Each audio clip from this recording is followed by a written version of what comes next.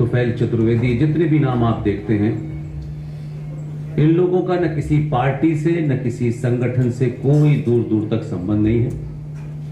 ये तमाम सारे लोग, हर एक ने अपना एक न एक विषय चुना हुआ है। नीरज अत्री साहब के बारे में आप जानते हैं कि वो इतिहास के ऊपर बोलते हैं, उसमें कुछ किताबें भी उन्होंने लिखी हैं। तुफैल साहब का विषय भी आपको पता है। तो हम सब की कोशिश यह है कि, क्योंकि इस वक्त लड़ाई सिर्फ कोर्ट के अंदर ही नहीं लड़ी जा रही है, सिर्फ पार्लियामेंट के अंदर ही नहीं लड़ी जा रही है। एक लड़ाई है जो इस देश में एक लंबे कालखंड से झूठ और फरेब के ऊपर कुछ नैरेटिव बनाए गए हैं, और वो झूठे नैरेटिव से 2022 के भारत में इस संचार क्रांति के माध्यम से लोग अपनी बातों को तथ्यों पे, तर्कों पे, लॉजिक के साथ रख रहे हैं और दुनिया उनको सुन रही है। लिहाजा कल बहुत सारे अलग अलग विषय होंगे। आप सब जानते हैं सुशील पंडित जी कश्मीर से आते हैं, कश्मीरी पंडितों के साथ क्या हुआ, और आज कश्मीरी पंडित कहां हैं, वहां क्या बदलाव हुआ और क्या होना चाहिए, क्या नहीं हुआ, उस पर अपनी बात रखेंगे। सिंह साहब का अपनी विशेषज्ञता है कि वो आंतरिक सुरक्षा के लिए क्या क्या चुनौतियां हैं, वो भी रखेंगे। प्रोफेसर पवन सिन्हा साहब भी अपनी बात रखेंगे। इस सिलसिले में हम लोगों का आज आना हुआ है। हम लोग 10 तारीख तक यहां रहेंगे, शायद दोपहर में हम लोगों को वापस जाना है। आप सब लोगों को हो सकता है कि बहुत से आपके साथी न पहुंचे हों यहां, लेकिन मीडिया में खुद मैं 22 साल तक रहा हूं। बनारस को जितना यहां के मीडिया ने यहां के सही नैरेटिव के साथ, नए फैक्ट के साथ, मैंने बहुत सारे ऐसे मीडिया के मेरे मित्र भी हैं कि उनके एडिटोरियल पॉलिसी कुछ भी हो, फिर भी यहां से लोग जो रिपोर्ट करते हैं, मैं मानता हूं कि बनारस क्या है, बनारस की संस्कृति क्या है, उसकी सभ्यता क्या है, उसको वो सही पर्सपेक्टिव में रखते हैं। इसके लिए आप सब पत्रकारों को मैं मुबारकबाद देता हूं। ये लड़ाई किसी एक व्यक्ति विशेष की नहीं है, ये पूरी लड़ाई सभ्यता की लड़ाई है, और सिविलाइजेशन की लड़ाई में हर आदमी को अपनी भूमिका निभानी है। कोई चुप रह के निभा रहा है, कोई बोल के निभा रहा है, कोई लिख के निभा रहा है, कोई चिल्ला के निभा रहा है। तो मैं मानता हूं कि इस युद्ध में जो भी शामिल है वो निजी तौर पे नहीं, इस राष्ट्र के खोए हुए सम्मान, उसकी मान्यताएं, परंपराएं, सरोकारों के लिए लड़ रहा है।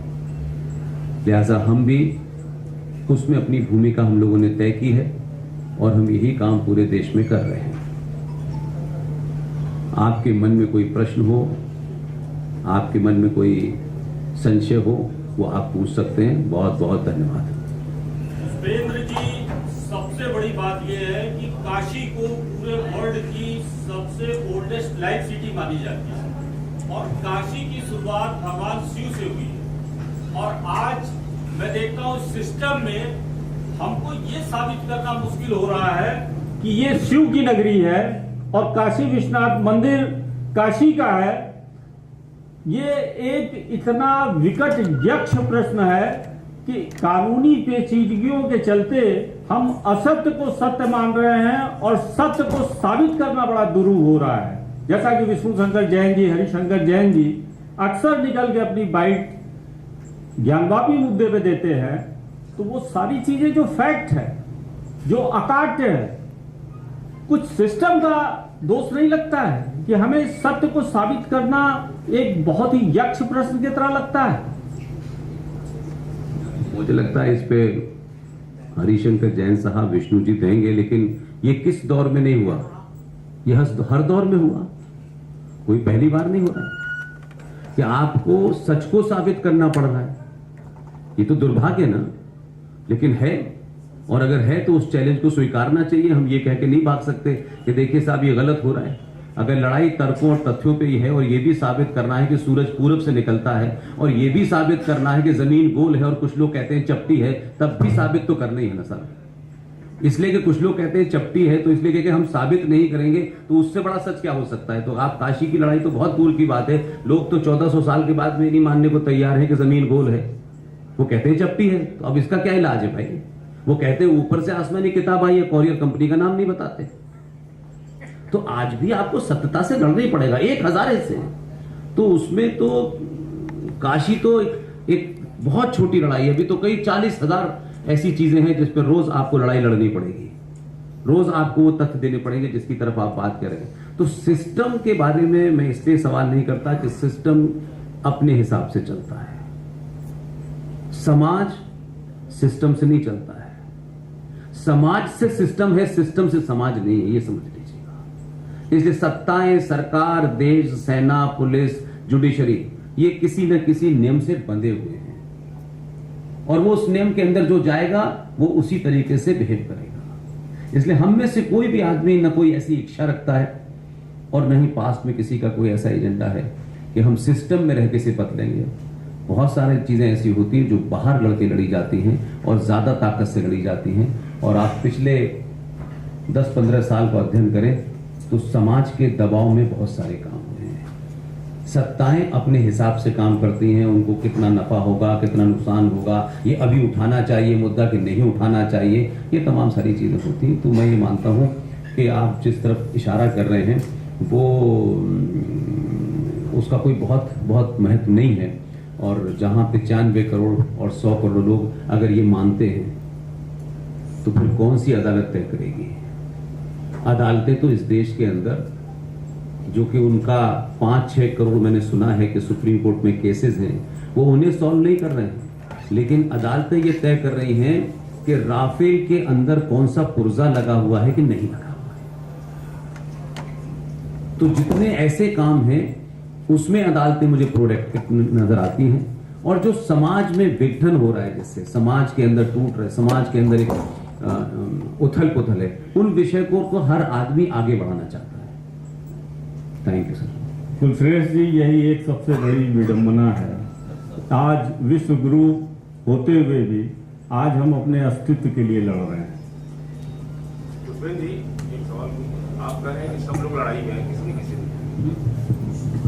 कौन सी लड़ाई है? क्या लड़ाई है? हिंदू मुसलमान की लड़ाई है कि मुसलमान? लड़ाई का मतलब मैं समझ रहा हूँ आप सिर्फ हिंदू मुस्लिम ही समझते हैं सर।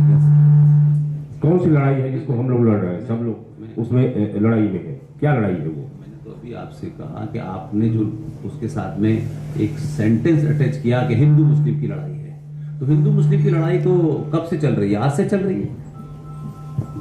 हिंदू मुस्लिम की लड़ाई क्या बनारस की वजह से हो रही है, अयोध्या की वजह से हो रही है? होनी चाहिए कि कौन सी लड़ाई पे भाई लड़ाई का मतलब आप क्या समझ रहे हैं? समझना चाहते हैं। मैंने ये कहा कि इस देश में सांस्कृतिक पहचान, इस देश में झूठे इतिहास के खिलाफ, इस देश में झूठे साहित्य के खिलाफ, उसके खिलाफ एक युद्ध चल रहा है। और वो युद्ध ये नहीं है कि किसी आपने जिस नोशन में लिया वो कोई खास होती है, तो हर चीज में लड़ाई चल रही है। लेकिन क्या आप ये जानना चाहते हैं या नहीं चाहते हैं कि 15 अगस्त 1947 को भारत आजाद हुआ? ये कहां से पढ़े हम? कहां लिखा है? किसने बताया हमको कि 15 अगस्त 1947 को देश आजाद हुआ था? तो क्या इसको जानना, इसको समझना जरूरी नहीं है?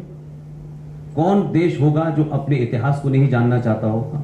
और कौन देश होगा जो झूठे इतिहास पे खड़े होकर के अपने ऊपर गर्व करेगा? अगर 15 अगस्त 1947 को ट्रांसफर ऑफ पावर हुआ था, तो कौन सा ये गणित और कौन सा ये मैथमेटिक्स है और कौन सा ये मीनिंग है कि ट्रांसफर ऑफ पावर को आप कहते हैं कि भारत आजाद हुआ था? और भारत आजाद हुआ था तो 1935 का गवर्नमेंट ऑफ इंडिया एक्ट 90% आपका संविधान उससे भरा हुआ है। तो इसके बारे में नहीं जानना चाहिए? ये युद्ध नहीं है कि हम उसके खिलाफ बोलें या उसके उस पर सही पर्सपेक्टिव रखें या अपना पक्ष रख दें। या किसी इतिहासकार ने जो उस दौर में पैदा भी नहीं हुआ, जब शिवाजी थे तब वो नहीं था, लेकिन एक विश्वविद्यालय में प्रोफेसर है, उस प्रोफेसर ने ये कहा कि साहब शिवाजी एक पहाड़ी चूहा है। अब आपका बेटा और मेरा बेटा अगर आईएएस बनने जाएगा और उससे सवाल पूछा जाएगा तो उसको यही लिखेगा तभी पास होगा।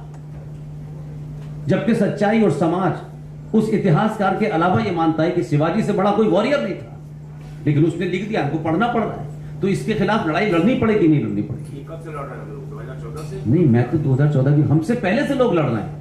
आज संचार क्रांति हो गई है, इसलिए ज्यादा तेजी से लोग लड़ने वाले हैं, क्योंकि पहले आपके पास लिमिटेड चीजें थी, अखबार था, टेलीविजन था, टेलीविजन बहुत बाद में आया, और इंफॉर्मेशन कंट्रोल थी। आज इंफॉर्मेशन का डिसमिनेशन हो गया है, इसलिए हर आप अपनी बात रख सकते हैं। आपने अपनी बात रखी और हो सकता है शाम तक कई हजार लोग कहें कि इनकी बात में तथ्य है, लॉजिक है। अब आपसे कोई ये नहीं पूछेगा कि लिखने वाला इतिहासकार था, नहीं था। तो इस संचार क्रांति के दौर में हर आदमी को अपनी बात रखना है, उसकी जिसकी बात ठीक होगी लोग उसको सपोर्ट करेंगे, जिसके लिए होगी उसको। तो मैं यही कह रहा हूं कि ये युद्ध चल रहा है, एक कंटिन्यूअस युद्ध है। ये कोई ऐसा नहीं कि 2014 में कोई सरकार बदली है, सरकारें तो पहले भी बदल रही थी, बहुत सारी बदल रही थी। ये कहें कि 2014 से हिंदुत्व पैदा हो गया है, ये भी लोगों का नहीं, पॉलिटिकल स्टेटमेंट हो सकता है, but we are nothing to do with the politics.